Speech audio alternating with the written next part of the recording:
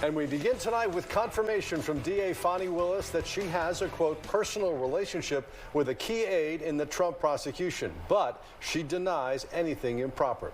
Good evening, I'm Russ Spencer. I'm Courtney Bryant. This is the first time Willis has responded to a motion asking the court to dismiss all charges in the election interference case, accusing the DA of a conflict of interest.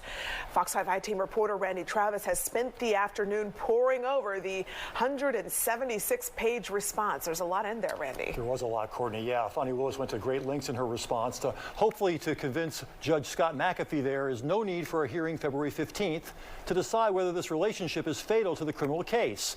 But one defense attorney is already challenging the DA's response.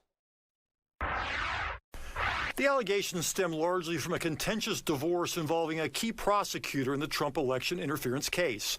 Nathan Wade's estranged wife accused him of having an affair with DA Fani Willis, while at the same time Willis paying him $650,000 so far to run point on the high-profile racketeering investigation. Attorneys for Michael Roman, one of the remaining 15 defendants, accused Willis of personally profiting from those payments because Wade paid for their vacations to California and the Caribbean. Two other defendants joined the motion to dismiss the entire case. The indictment brings felony charges against Donald John Trump. But in her response, Willis called the allegations salacious, based on public relations strategy, not legal argument.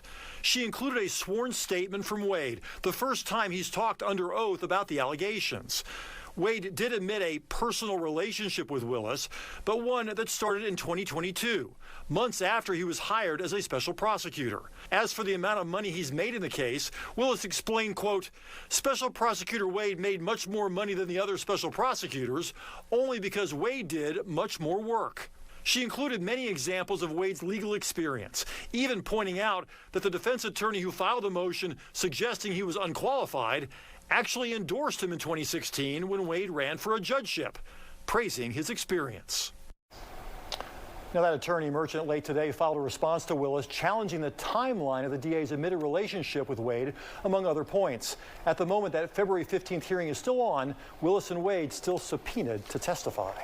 Well, another judge asked Fani Willis what she was thinking with regard to a different issue, a fundraiser that she held. Obviously, Ashley Merchant's hoping that perhaps this judge might think the same thing about this thing. Yeah, with Burr Jones, exactly.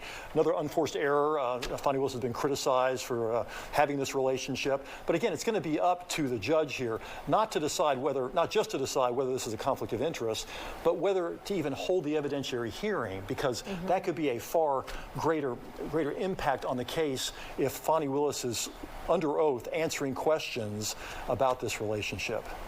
All right. It'll be interesting to see what happens. We'll be watching for it. Randy, thanks. That's right. As Randy just mentioned, the U.S. House Judiciary Committee has now subpoenaed Fani Willis. House Republicans say they want to know whether Willis used grant money meant for an at-risk youth program for unrelated expenses. The committee chairman, Congressman Jim Jordan of Ohio, says the DA ignored earlier requests to hand over the documents voluntarily.